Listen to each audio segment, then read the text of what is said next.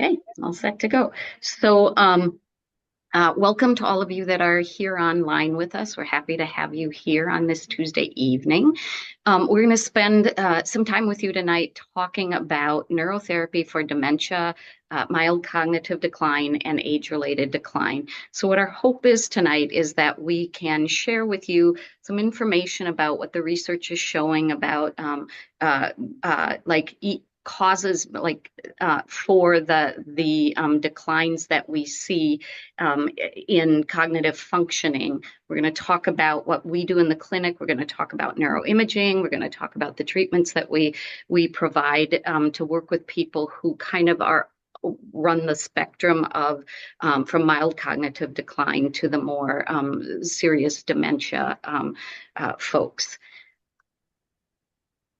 Just a couple of quick things about who we are as a clinic. Some of you may know this, but for some of you, this may be new. We consider ourselves a center for excellence in brain health. And the way we think about that is that there are several things that really kind of distinguish us from some other clinics who may be doing similar sorts of work in the field of neurotherapy. The tools that we use, the training we do, the time we commit, those are the three kind of areas of distinction. So we pride ourselves in utilizing state-of-the-art technology, kind of cutting-edge sorts of technology to do both our neuroimaging, so our assessment processes, but also then for the training and treatments that we do with clients in the both in the clinic and with our at-home training. The training that we do includes a variety of both in-clinic and at-home services. We'll spend some time a little later on talking with you about that. But one of the things that we provide in the clinic is a very integrative approach.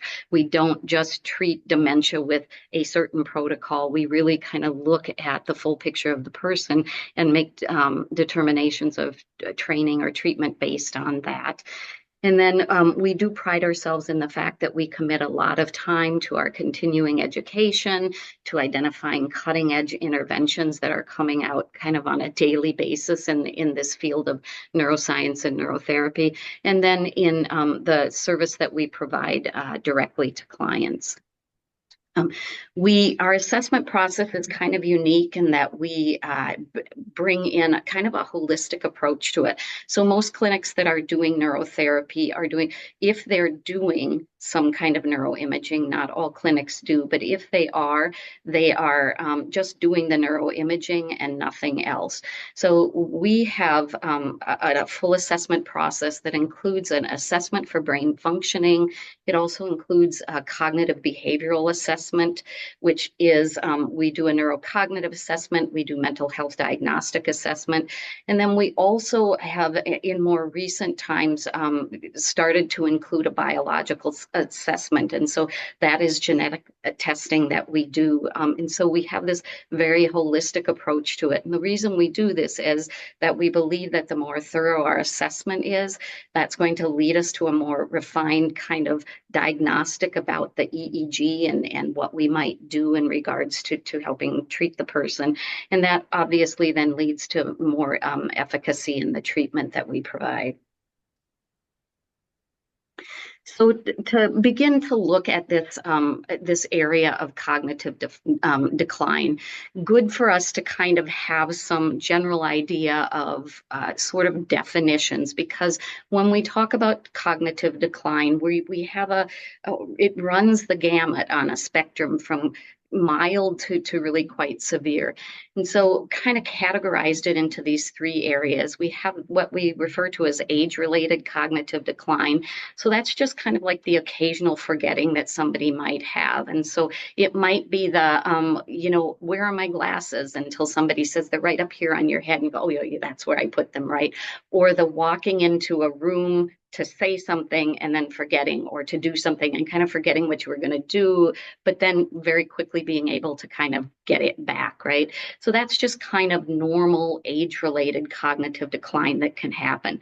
Just because it's normal doesn't mean we have to just let it keep declining. but just in terms of making distinction about on that spectrum. And then there's some mild cognitive impairment. And so when we look at this spectrum, we're really kind of looking at two defining factors, kind of like frequency of the forgetting and then the impact or severity of the impact of that forgetting.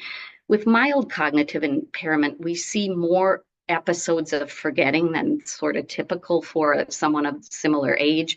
And so a lot more problem with word finding, losing things, forgetting appointments, those sorts of things. But with most mild cognitive impairment, this is not impacting the individual in terms of their ability to do tasks. And so for the most part, it becomes more of an irritant and but less impactful, unless it continues to move and to get more severe. And then we have kind of on the more severe end, dementia, and Guy, I think we'll spend some time talking about Alzheimer's as well. But this is where the severity of the cognitive deficiencies, so it's forgetting, it's changes in personality and behavior, changes in mood experience and reactivity, those sorts of things, confusion, language difficulties, all of those. The kind of what really distinguishes it is that the severity of these deficiencies starts to really negatively impact everyday life. And so the person begins to kind of lose the life that they once had in terms of their socializing, perhaps in terms of their work or whatever it is that they may be doing to spend their time during the day. And so those are kind of what we're going to look at as we begin to talk. What you'll see as we start to talk about this as well is that what we do for clients at these different levels is going to be very different. We'll talk about, when it's right to use, when it might be right to use neurofeedback versus something more like a photobiomodulation approach or some kind of combination of that. But kind of where they are in the decline makes some difference in that regard. So as we start to look at the research on cognitive decline, it starts to focus a lot on a couple of things we're going to talk about. We're going to talk about gamma waves, and then we're going to talk about neuroinflammation. So gamma waves are just the brainwave frequencies that are between 30 and 100 hertz. That's kind of the full spectrum of gamma waves. What gamma waves are really like, they help to synchronize other brainwave frequencies. And so they play a really significant role in kind of, I always think of them as kind of being the conductor that kind of keeps the orchestra going a bit. And they play a significant role in a lot of cognitive processes like memory, both short-term memory, working memory, and long-term memory. And information processing, awareness, attention span, conscious attention, all of those cognitive processes are impacted by the gamma waves in the brain. So this is just a slide, and I'm not going to go through all of these for you, but just a slide of just a smattering of current research that has been conducted that is looking at both the role of gamma waves in terms of how they play a role. So looking at like deficient gamma waves seems to be correlated with cognitive decline. So looking at those sorts of things, and then some research that has looked at using gamma waves, so stimulating gamma wave as a way to improve cognitive functioning. And so what you can see, the reason I put this slide in here is to show you that there is a lot of research being done in this area, and as much of what has kind of motivated us to use the protocols that we use when we make decisions around people who have some kind of cognitive decline happening. And so this is, I put this in here. There's in the Frontiers in Aging Neuroscience, in that particular publication, there was a 2023 study. So this is a very current study that did, it was a meta-analysis of some longitudinal studies that looked at the role of inflammation in in cognitive decline. And so what we know, we have something that we call microglia. They are like immune cells that are kind of hunting for pathogens or damage in the brain. They're just kind of keeping an eye out for that. And so those glial cells can create pro-inflammatory, like chemical messengers called cytokines that signal cells to basically to fight the threats that they see. And so what they've seen in these longitudinal studies, that when there is a high level of cytokines, so these messenger cells that are fighting threats, right? When there's a high level of those in the brain, there tends to that tends to be correlated with a higher risk for cognitive deterioration. And so, as Guy's going to spend some time talking with you about what we might do with that, because there are things we can do to address that inflammation so that we can lower the kind of lower that risk of deterioration, sometimes slow it down a little bit more. And then this is a slide that just gives you a look at these are some images from an EEG analysis that we might do. And so I'll just kind of orient you to this a little bit with my cursor. So these are just heads. You can see in the front the nose. And so we're looking from the front to the back of the head. And each one of these is a hertz. And so we have like theta wave is 1 to 3 hertz and so on. And so we're looking at brainwave frequencies all the way up to 40 hertz. So between 30 and 40 is that gamma range we're looking at. And then if you look at the legend down here, what you see is that this is a brain that the data has been compared to a database of quote unquote neurotypical, I like to just say well-regulated brains that are normed for the person's gender and age.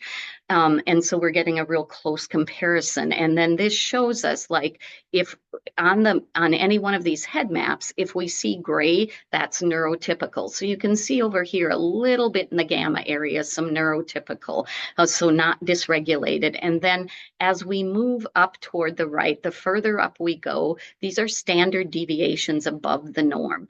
And so when you see this kind of an image, when you're looking at these power maps from somebody's QEEG, this oftentimes can be a suggestion that there is inflammation happening, because we have all of these brain waves that are producing at 3 standard deviations above the norm. And so there's like this overactivity of them.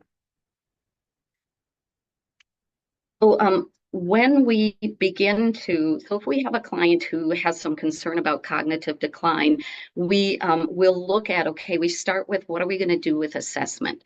When we can and when we deem it appropriate, we like to start out with a quantitative EEG, that's a brain mapping, and then we include in there an event-related potential. So the quantitative EEG, what that does is allows us to record brainwave activity we do it in, it's more of like a passive state. So the individual is sitting and staring straight ahead for 10 minutes, kind of doing nothing, and then sitting for 10 minutes with their eyes closed, doing nothing. And all of that time, we're able to record their brainwave activity, and then we can run it through a set of data analyses programs that give us a bunch of information about what's happening in that brain as it's in a passive state. And then the event-related potential, and this is an image of an analysis we might get from an ERP, that's kind of a continuous performance test that's looking at kind of changes in voltage that are sort of time-locked to a cognitive event. So here, we're recording brainwave activity while the brain is in more of an active state. So we had passive with the QEEG. We're going to do active with the event-related potential. And so the person's doing some cognitive task where we have them clicking a mouse as they're looking at a screen and certain images are coming up. And so what the ERP can allow us to do is look at things like reaction time, but also cognitive flexibility and just sort of the timing processing in the brain that can be very helpful in helping us to get kind of a well-rounded picture of what we're seeing. And then once we've done the analysis, then we run it through several different artificial intelligence databases so that we can get different types of information about like the power or amplitude of brain waves in different frequencies in different areas of the brain, the connectivity between within and between brainwave frequencies. We can look at whole networks in the brain and see how efficiently they're functioning. And so we get just a good amount of information. And then one of the things we can do with our analysis that can be extremely helpful is something called an independent component analysis. So this is the software that we have in the clinic is pretty high end. And so it allows us to do some of these more advanced kinds of analysis with our data. So an independent component analysis kind of allows us to look at a particular activity in a particular area of the brain. And the independent component analysis program kind of cleans up all of the recording signals. So it's cleaning it up to make sure we're not looking at eye muscle artifact, at regular muscle artifact, at some other kind of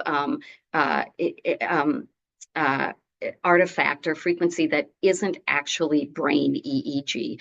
So this is an example. It's kind of small here, but we can see, if you could see up here, I think this is like a 99% brainwave activity. So we can be pretty certain that this is actually some kind of dysregulation in the brain, not coming from, because his jaw muscles are tight or because they were blinking. It's pure EEG. And then you can see that we're getting a bunch of good information here.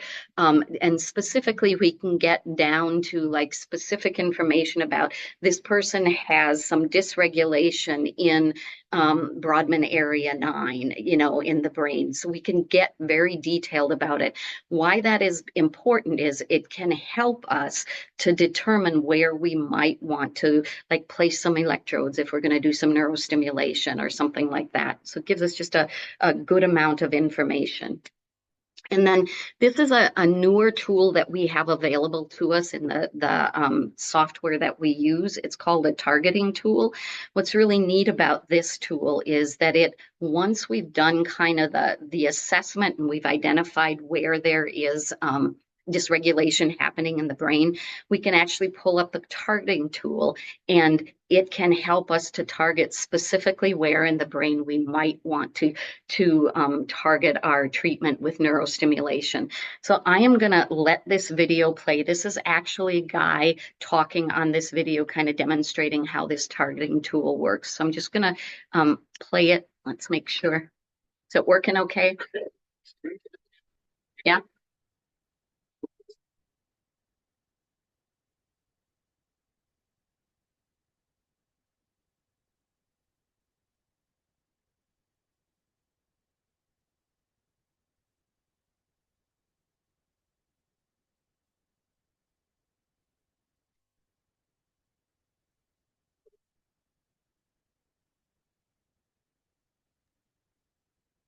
I don't have any audio.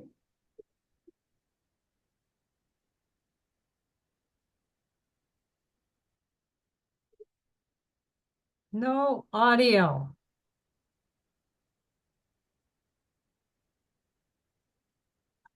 Hey, Guy, if you're saying something, you're muted. Thanks. So Can thanks you not? for chiming in. Appreciate you letting us know there was no audio coming through. And so Fran, there's no audio coming through. And so what Okay. you might need to do when you share your screen, there should be like a series of buttons across the bottom that say include video audio, so that when you play a video, it plays the audio of that video through the Zoom. Okay, hang on. Let me unshare and see if that actually shows up on my share. So it does not. Hmm. So you may end up needing to just do what you usually do and just Yep, I think pull I it to will. the picture Yep, and then share it. yep, Yeah. yep.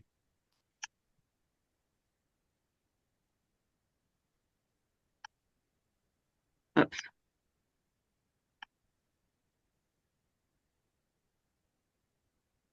So can you hear me okay now? I hear you Yeah. fine. Okay, Yes. great.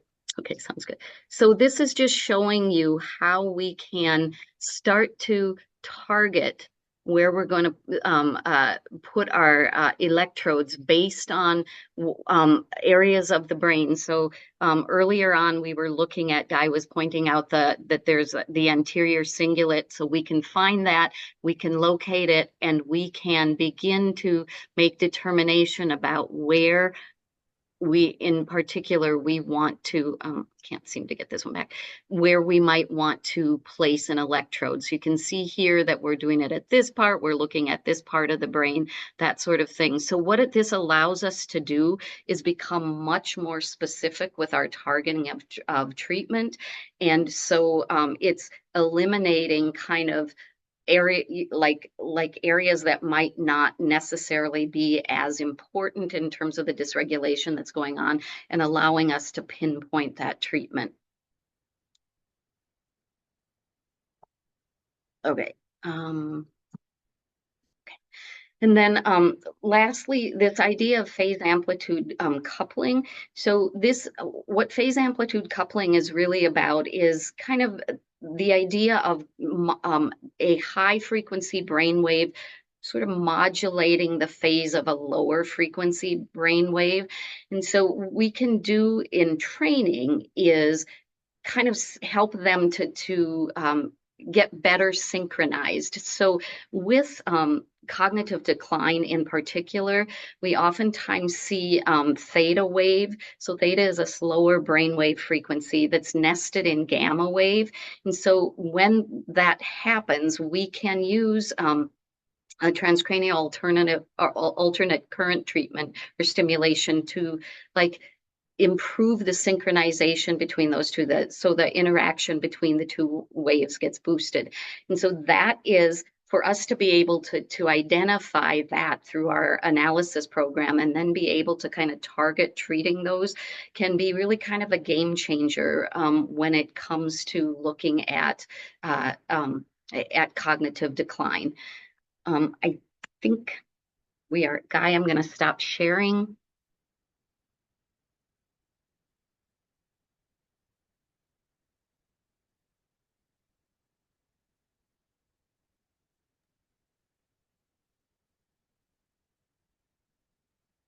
Don't forget to unmute, Guy.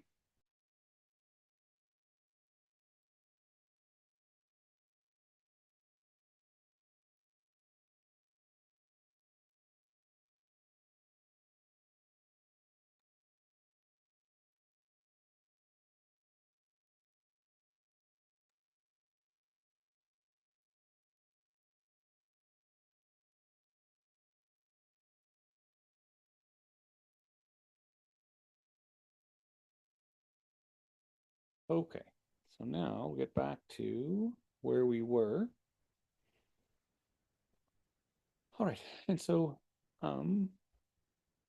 great. So what we're looking at here, and we're going to look at kind of just a series of slides looking at some EEG from our clients who were coming in for something in the mild cognitive decline or having a dementia diagnosis. And it's probably worth noting that when it comes to dementia diagnosis, it really can't be diagnosed, um, until postmortem. And so any kind of diagnosis of dementia is a clinical assessment. There's enough indicators to seem to be indicating that that's what's happening. And so although we might, or other clinicians, or even individual people might talk, in an affirmative as if they know that's what it is. I always like to keep in the back of my mind that it's still a maybe. As much as we might have data pointing in a direction, it's still a maybe. So all of these folks were in that category of maybe, and they were someplace on the spectrum that Fran had laid out, which really is a spectrum from age-related to dementia, and a person can kind of be anywhere along that spectrum, and we put terms to it like mild cognitive decline versus dementia. Um, so what we have here, and just to give you a little orientation, so what you see here is a lot of blue, and this, kind of jargon in the neuroimaging world is what we call blue brain, and that is just that the voltage is low and shows up in this, multiple standard deviations lower than the age and gender matched database for neurotypical brain activity. So it's very common to see this in something like a mild cognitive decline dementia diagnosis. So we see it. So, but this is just one of the metrics. We happen to see that here, and then another one is this what we see here. So peak alpha frequency, and this is kind of the processor speed of the brain, like how fast or slow is this brain running, and 10 is neurotypical, and we really expect it to be 10 from age, something like, about age 8 to age 65, maybe 70. We expect the peak alpha frequency to be 10. And then as we age, we naturally start to slow down, but it should only be, moving from maybe 10 to 9 over a decade. So we don't expect to see a lot of slowing. So I think I can zoom that in a little bit for you, and you can see that we're a little bit off of that 10, and then we have a little bit of variation in other words, this is not like 8.8 in every spot. So that also tells us another little piece that Fran had mentioned earlier around timing. So we have a couple of different pieces of data that we can look, and this begins to tell us some more specifics of what's happening with that person. So here, what we can see is we have a little overactivity in the front, but then very quickly as we get into the faster rhythms, again up into that gamma range, it drops off, and we're into the blue again. And then we come over and we look at our peak alpha frequency, and we see that we're slow. But in this person, we see actually we've got a couple areas that are running considerably faster. So this is pointing a little bit to, we probably have a little bit of a timing issue going on. So these people might be presenting with very similar symptoms, but what we see happening in their brain is actually quite a bit different. So, and over here, again, this one, we actually have what's called a focal slow. And in the EEG world, this is something you generally don't want to see. If we see a focal slow, we will typically refer this person out for an MRI. So it's not what we did, and that is what happened with this person. They were referred out for an MRI, and the concerns are, may they have had a small stroke or something of that nature, such that we have a real change in the anatomy and function, as opposed to when we're just looking at function. So this person happens to have both.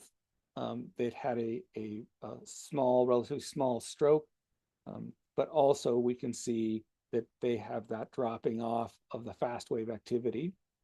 And then here, again, we see kind of a slowing, but more in this person pronounced is we have these different speeds. And so we have more of a timing issue than we have in the other ones that we've looked at. And again, this just helps tell us, what are we going to focus on in treatment? What type of treatment addresses this? Here, a more extreme. Again, we have a focal slow. We have the decreased fast wave activity. But here we have a brain that's actually running quite fast, right? So if we look at these numbers in the middle, this person, if 10 is our norm, they're running on the faster side of 10, which on one hand we can say, that's good. There's more processor speed there to work with, but this also can bring in its own compromises to function. We'll see this person later in a quick case study and how this changed. And here, so we see even more of the blue. So just the overall decrease in amount of neural firing in the faster, but we also see kind of our biggest change here in the timing mechanism of the brain with a big distribution, from 7.1 at our slowest up to 13. So we have quite a significant thalamic cortical timing issue. So this person was struggling in terms of their function and their symptoms. And then here, you see actually where this gray is, that means it's equal to the normative database. And so this person actually has a fair amount of gray compared to the ones that we've been looking at so far. And they've got a mix of high activity and low activity. So again, we can see a brain that has all of this happening where there's a little excess and some deficient, but overall doing pretty good.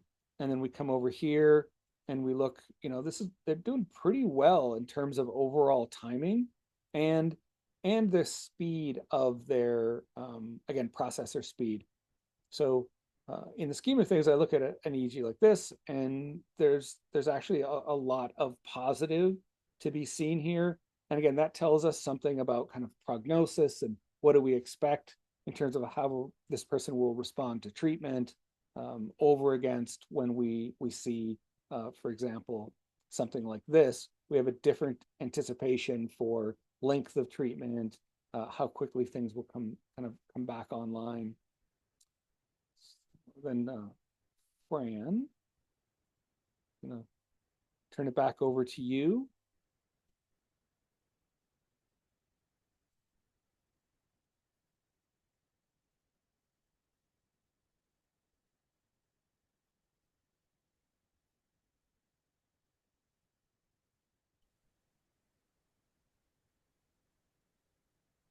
Oh, this is where we are? Yeah.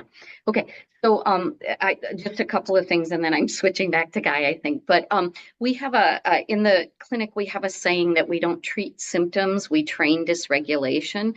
So in some ways, we kind of really don't care what the diagnosis might be. I mean, we do, but we're really doing in the clinic is looking at the brain and its functioning, and that's what we're going to focus on. And so symptoms become like when you do the QEEG and you do the analysis and you find the dysregulation, that's not about symptoms at that level. It is literally about brain function at that brainwave level.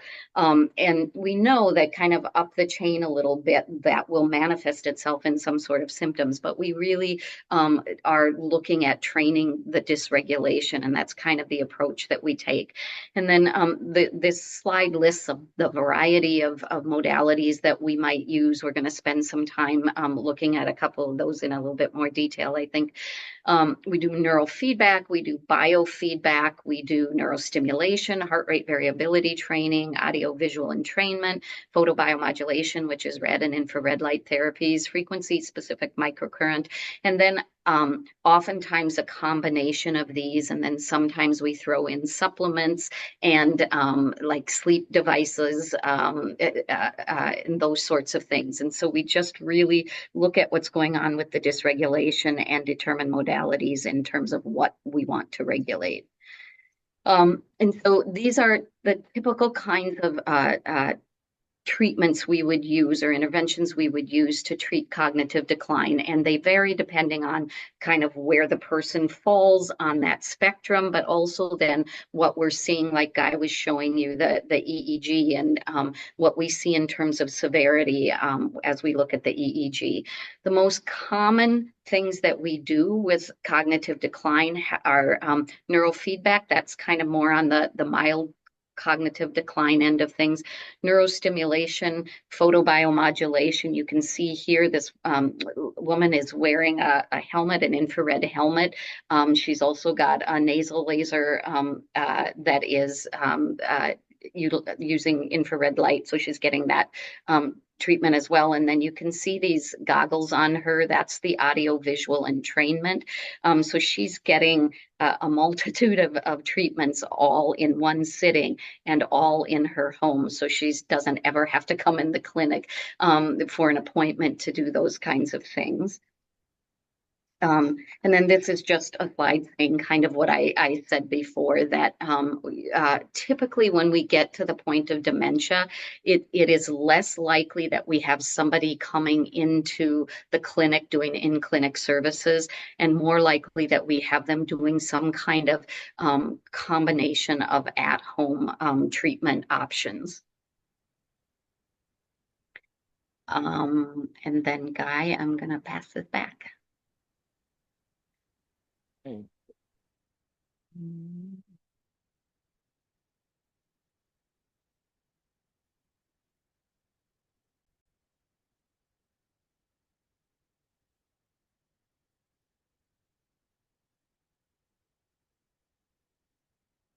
Okay, so we were taking a look at this image before, and so what Fran just had shared is absolutely the case. When we are confident that a person is more on the dementia end of the spectrum, we're more likely going to go to at-home treatment, and there's a couple of reasons for that.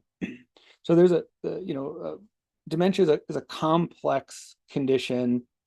It roughly starts about 20 years before symptoms show up. So there's a lot of momentum. We have likely neural inflammation. We have potentially, toxic buildup. We may have a person into kind of the increase of amyloid plaques and taus, and maybe the formation of tangles. There's a number of processes that are happening.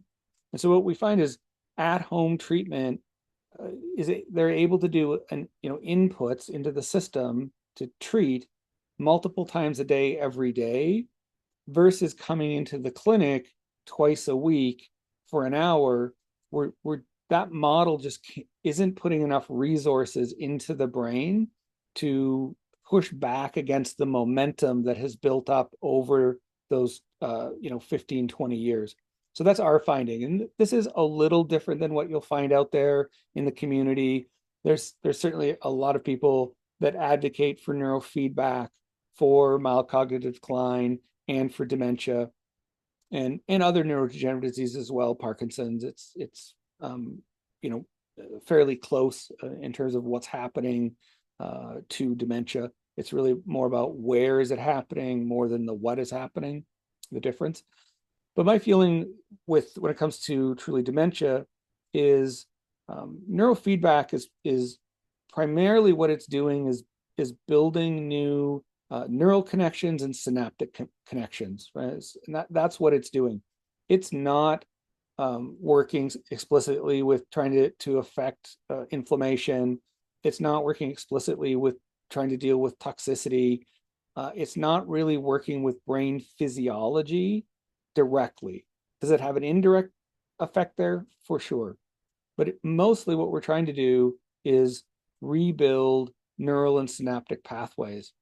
And my feeling is if you have a process that is taking away neurons and synapses, the degenerative part of dementia, us building them while there's a disease that's taking them away, it doesn't make sense to me in that's the optimal treatment. What makes more sense to me is we work a little bit more on the level of the physiology to try and correct that process, slow it, stop it, and ideally reverse it. And then if we really feel that we've been able to begin that process of stabilizing or reversing, moving to neurofeedback seems like a perfectly reasonable thing to do. So a lot of our time when we're talking about dementia is going to be more of an at-home treatment. So we're going to take a look at a couple of pieces here along with that. So again, what I want to point out is we're doing the helmet for the near infrared photobiomodulation. That's primarily about affecting brain physiology, and then a little bit about brain function. And then we have, again, the nasal laser and the ear lasers, same thing. That is really about going for physiology. And then here you can see she has the see-through glasses for the audiovisual entrainment, where we'll be doing or potentially doing visual entrainment, auditory entrainment, and transcranial stimulation. And these are more directed at brain function. So this is really where we're trying to restore the function that's there, but has just been knocked off because of the disease process, because of kind of psycho-emotional responses for the person who has the diagnosis of dementia. Often depression is comorbid with it. And so we want to work on the level of brain function to try and restore what's there, but not optimally working, and physiology to really try and change what's happening in the degenerative condition side of it. So I really like to do a layered approach, addressing multiple aspects of the brain at the same time. I feel like it's where we get our best results. So we're going to take a look at here. This is a very busy, comprehensive slide. It is a summary slide from a presentation. The research is the work of Earl Miller at MIT. Certainly worth spending some time. He has a number of YouTube presentations where he lays out his work in a very accessible way. I'm going to summarize here, because what we like to talk about and really why we take the approach we take is there's an entry point for, like, where do we engage the brain? But what we can take from Earl's and others' research is that it's a cycle, and approaching the brain on one level really does give you access to the other levels. So here, what he's showing is kind of brainwave activity. And when we're talking about, say, audiovisual entrainment, even to the degree that we're using the helmet for entrainment, or if we're talking about neurofeedback, where we're working with brain waves. So this is an aspect of brain activity. You have an individual neuron that fires, but neurons generally don't fire individually. They fire in pools, and those pools of neurons have what's called mixed selectivity neurons within them. So these are neurons that have multiple functions. And when you get multiple function neurons or mixed selectivity neurons firing, what you get is a network. So although we can think about individual neurons or small clusters of neurons, that's true, that happens. But those will lead to more of a network effect through these mixed selectivity neurons. And that'll become a distributed effect across a broader region of the brain. And then that gives rise to brain waves as these oscillations of neurons, kind of come and go, they turn on and turn off, moving across the brain, we get brain waves. And so we can interact with the brain waves and go causally down that chain. So from a brain wave to a network to a cluster of neurons. And then one of the more recent things that they were able to show is in this cytoelectric coupling that what's included here is all the way down to the individual cells within the brain, that they are part of this orchestra. And so by changing the cells, say through the helmet photobiomodulation, changing the physiology, we can affect all the way up that chain to the brain wave. And by affecting the brain waves, we can work all the way back down that chain to the cell. And so these tools give us a couple of levels in which we get to engage the brain and change that whole cycle of activity.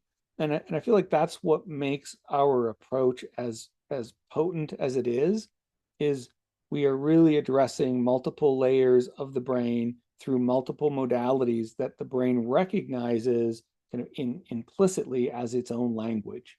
And that being electricity, waves, and light are all a normal operating activity for a brain. There's nothing really exogenous about that. So this is really kind of a very quick, like, why do we do what we do the way we do it is because this loop exists. So next, I want to play a little bit of a video for you. It's going to talk about some of the research. I think it's valuable to see, to know that there's very high quality research being done. One of the other pieces about this is they are citing research that was done with a device that we use, so the audiovisual entrainment. You'll see actually a picture of it in the presentation. So that really grounds it in our approach. We're going to see the breadth of impact of this, and then in the end, there will be just a little what kind of cultural commentary that I'll bring as well that just kind of both frustrates me and makes me laugh. So, and then let us know. You're more than welcome. Like, if you can't hear this, unmute and just tell us. Or Fran, if you've got your eye on the chat, you can just pop it into the chat. Now, it's been known for a number of years that neurons and glial cells release molecules that allow them to communicate with one another.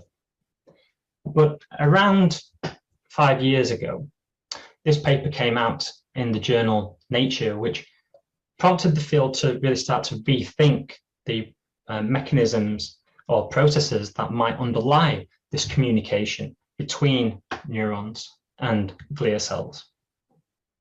And essentially what this paper showed was that in an Alzheimer's mouse model, if they used artificial methods to boost the levels of these waves of electrical activity, these gamma oscillations in their brain, what they also showed was that the properties of their microglia cells, remember these are the sentinels of their brain that coordinate and direct these immune responses, they also changed.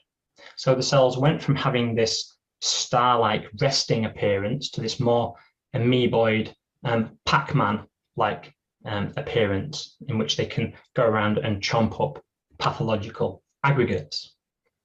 And remarkably, what they also observed in this paper was that when they boosted gamma oscillations and caused the microglia to take on this, this particular form, the overall amount of amyloid plaques that formed within the brains of these model mice decreased quite dramatically.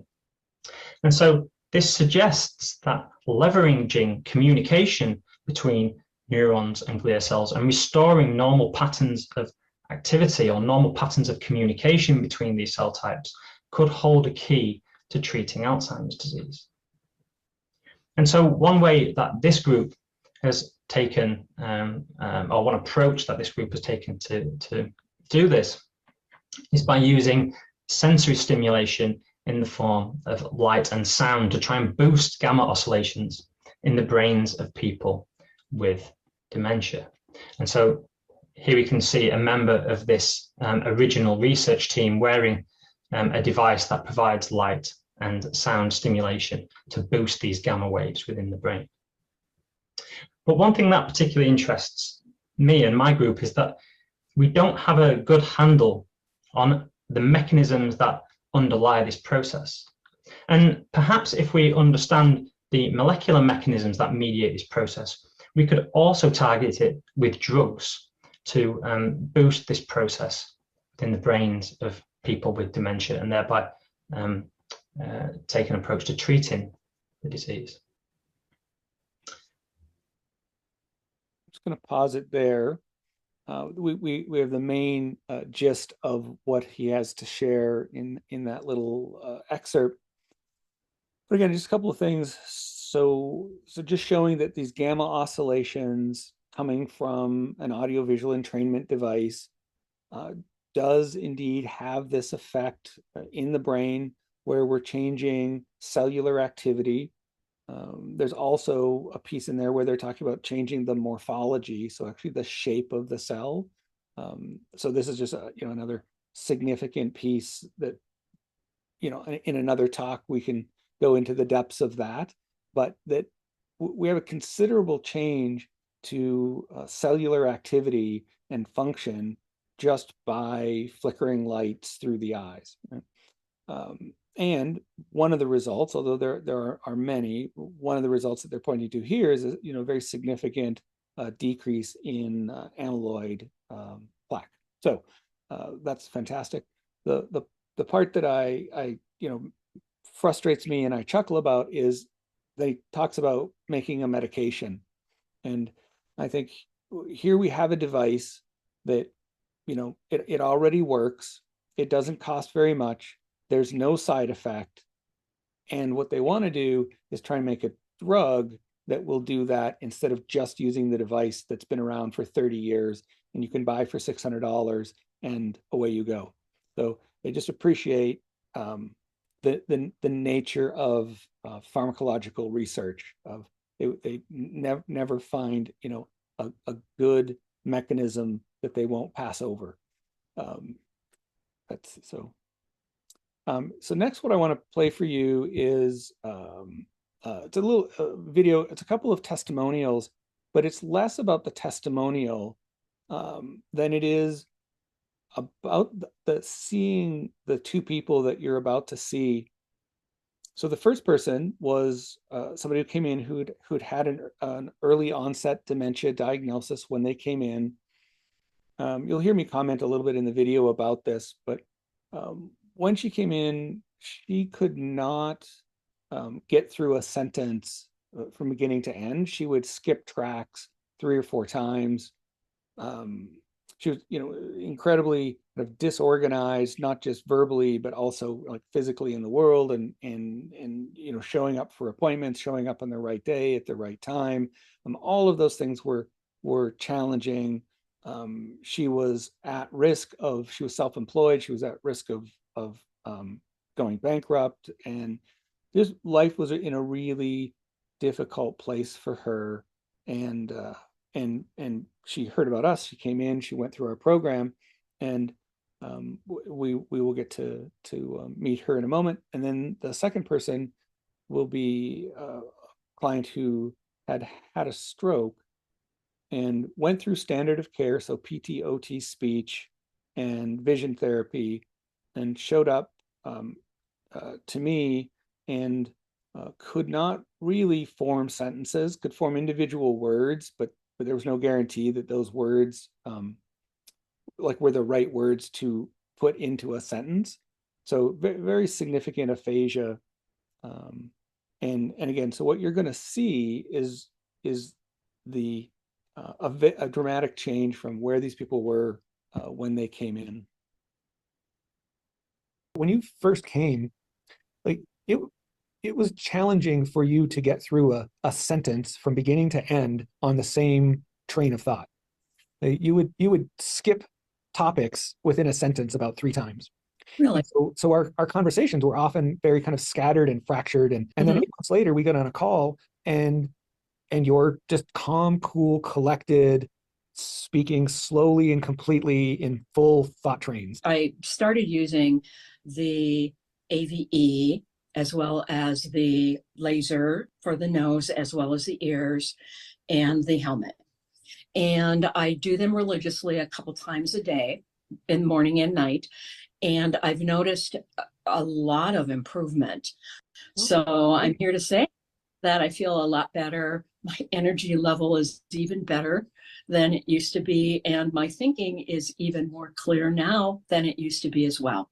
I hear you had surgery. I did. You did have surgery. And after the surgery, you used microcurrent to help in the recovery. I did. I used microcurrent. It definitely helped with getting much better quickly. Then I moved into chemo about a month after surgery, and I noticed that I was having issues with mouth irritation, and you supplied me with a red light mouth guard, which was wonderful because that really helped. I was able to do that, a couple of times a day, and it took care of it in between the treatment times. Once I was done with treatment, I had a minor stroke, and I started into using the helmet, which really, really, really helped. And I remember that first day when we were going to do the helmet, or we were going to talk about you maybe starting the infrared light therapy, that you were struggling, like I would like to say you're struggling to make a sentence, but you really couldn't even make a sentence. It was words that maybe held together to make a sentence eventually, right? So that's where we were in terms of your aphasia when we started with the helmet. Yeah. And then yeah, how was that for you kind of from that point in the days following and the weeks following?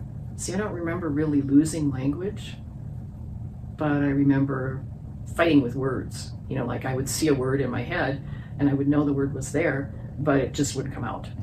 Yeah. And so about 6 weeks after my stroke, I started with a helmet and doing that once a day. I noticed that it really helped. Yeah, I certainly noticed. I would see you about once a week, and I remember that again, that when we first started, no sentences. By the next week, you could say a few words in a row, and so that was a dramatic improvement. Yep. And then by week 3, you were speaking fluently, right? Just a nice, kind of normal cadence of speech. So one other thing that I've also been able to do was totally get off of my anxiety medication that I had been on. So, well, I appreciate this added piece that I was not aware of, that you were able to, responsibly wean yourself off of your anxiety medication and are not having the anxiety symptoms absent the medication. That's fantastic. So I have an Aura ring, which measures my sleep patterns. And before I was doing and I've got a long history of this, the Aura ring measurement. And before I was doing the AVE, I was sleeping, my deep sleep was maybe 13% and my REM was maybe 10%. But now I'm enjoying awesome deep sleep.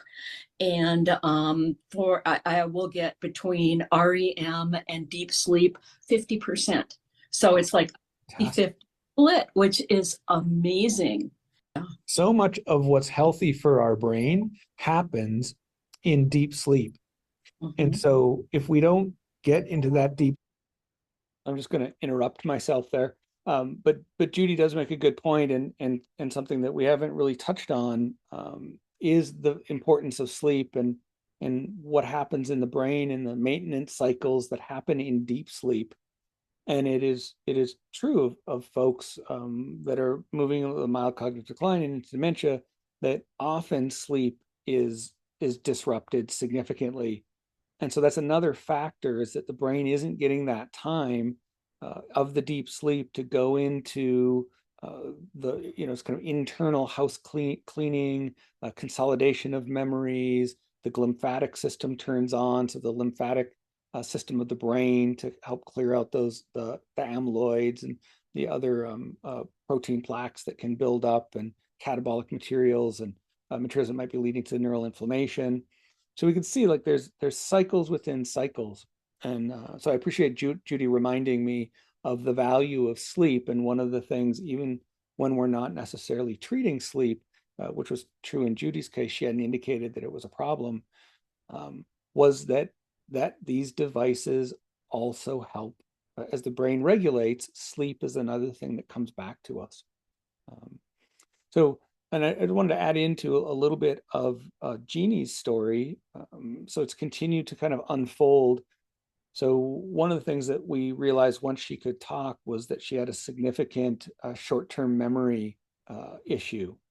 And so we adjusted her treatment plan. We continued with the at-home neuromodulation. And, in about another 3 weeks, there was again a dramatic change in her short-term memory.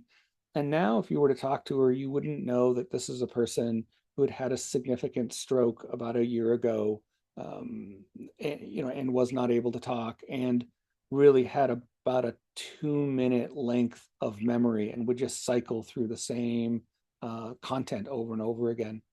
So again, dramatic change. The other piece that, as we got through these, more important things started to emerge was vision issues. And she wasn't able to drive. She wasn't able to read unaided. There was some suspicion that this had come from her stroke. She was working with an optometrist, and no matter what they did with her glasses, there was just certain visual deficits they could not resolve, and they were at a point of like, there's nothing more we can do. Our equipment tells us that your eyes are as good as they can be adjusted with the glasses, but yet she couldn't. So we took that as a sign that perhaps part of what was happening with her vision loss was really in the brain and not in the eye. And so we did a QEEG. Sure enough, we saw dysregulation in some of the visual centers. We started to treat for that. And I'm happy to say she's made a pretty dramatic recovery in terms of her vision. She had in both eyes, most of her central vision was not there. It was just white. And that is the biggest reason that she couldn't drive. And that has changed. She now has full field of vision. She's able to read her phone or her computer unaided, which she hasn't been able to do since the stroke. So a lot of positive changes. But again, that one came from neurofeedback. Because what we had to do is we had to rebuild connections that got broken because of the stroke. So again, a really powerful display of what these devices can do. So here's a text, really one of many that I received from this husband whose wife was quite a ways into dementia and was really needing full-time care. She really didn't do anything. She sat in a chair, laid in a bed. That was pretty much her day to day. And she has made a recovery to the point where she's driving again. She goes out golfing. She goes and watch the grandkids play hockey. They're socializing. They're traveling again.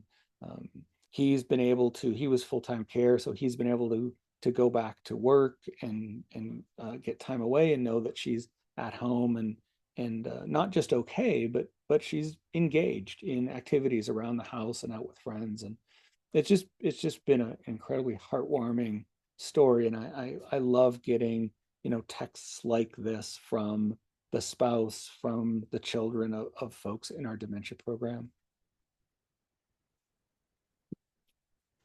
And here's another one, which this is one of our one of our first dementia cases. So this gentleman was diagnosed with again, kind of an early onset.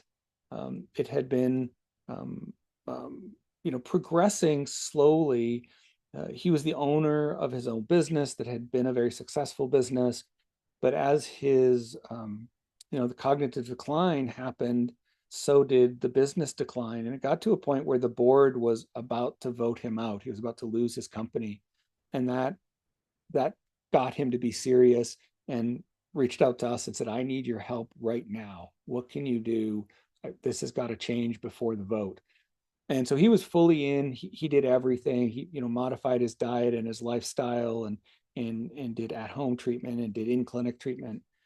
And I'm happy to say, and we can see a little bit right here in the numbers, where you can see, as Fran talked about before, about these colors. So he's 2 to 3 standard deviations, excess activity. Again, we took this to be a lot of neural inflammation.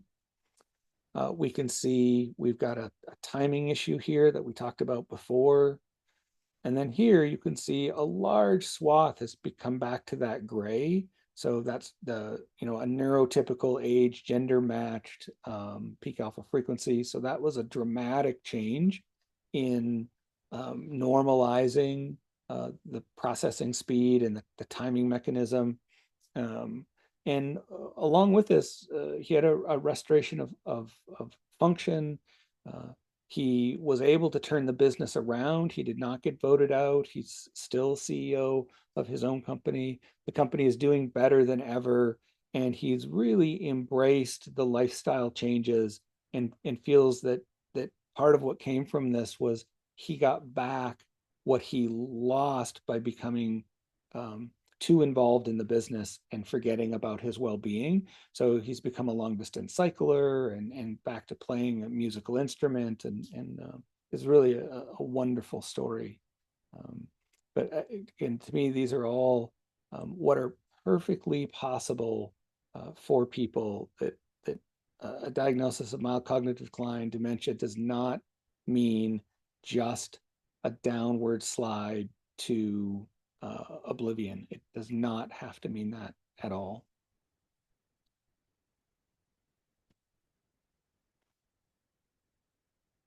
So we have, just a few slides here at the end, just contact, but we can just stop here. And if folks want to unmute yourselves, if you have questions, happy to go through what any questions that you have.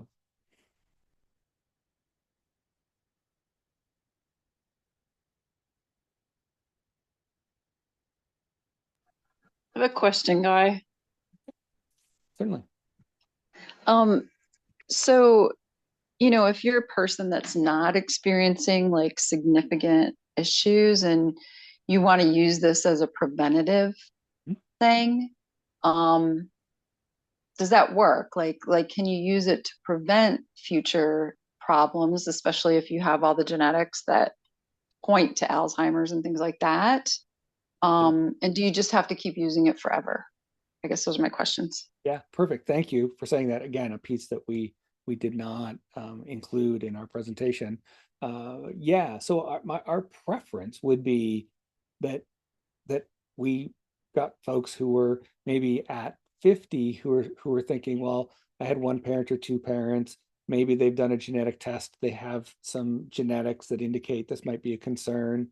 So whatever motivates a person to say, that's when we want to start. It's like I said, this disease has about a 20-year lead on us before we present with a clinical symptom.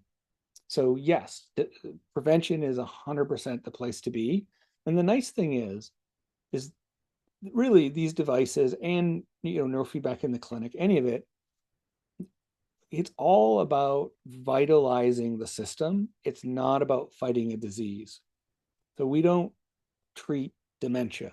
We vitalize the organ, and the organ finds its way back to health. And the organ, in this case, being the brain.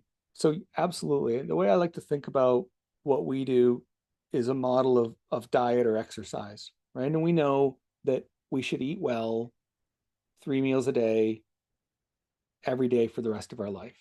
And we should exercise, pick whatever your, philosophy is, 30 minutes every other day, but for the rest of our life. And it's absolutely the same here with these.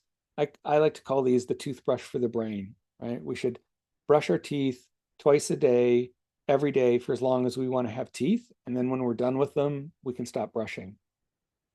So that's kind of my take. Yeah. Thank you. Yeah. Great question, Jen. I think prevention is certainly the way to go. Yeah. Anybody else? And then I saw.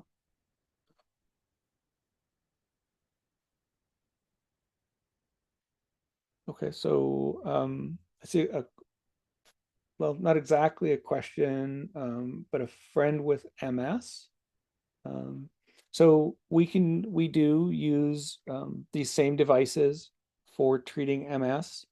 the what and the how is different than dementia, just because the disease presents differently, in a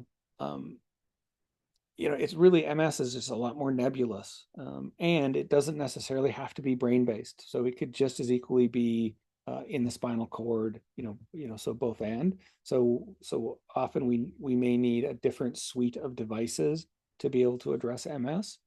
But it's in a sense, it's the same idea, which is if we can vitalize the system, that adding vitality to the system becomes like a pushback against the degenerative process. And that's what seems to make these treatments helpful across so many different conditions is, again, we're vitalizing, helping the body do what it did when it was young. And we tend to lose as we age, we lose our vitality, and that means our ability to hold back these degenerative processes.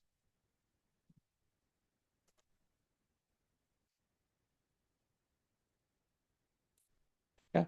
Any other questions? And if so, please ask. And if not, then we can call it a night.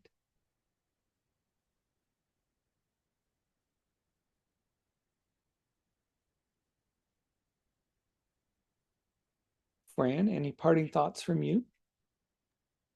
No, I think we're good to go. Thank you all for your time and attention. Yeah, totally Enjoy appreciate you guys making time to join us here on a Tuesday evening. Yeah. Right. All right. Well, thank you, everybody. Have a good evening. Thank Bye-bye. you.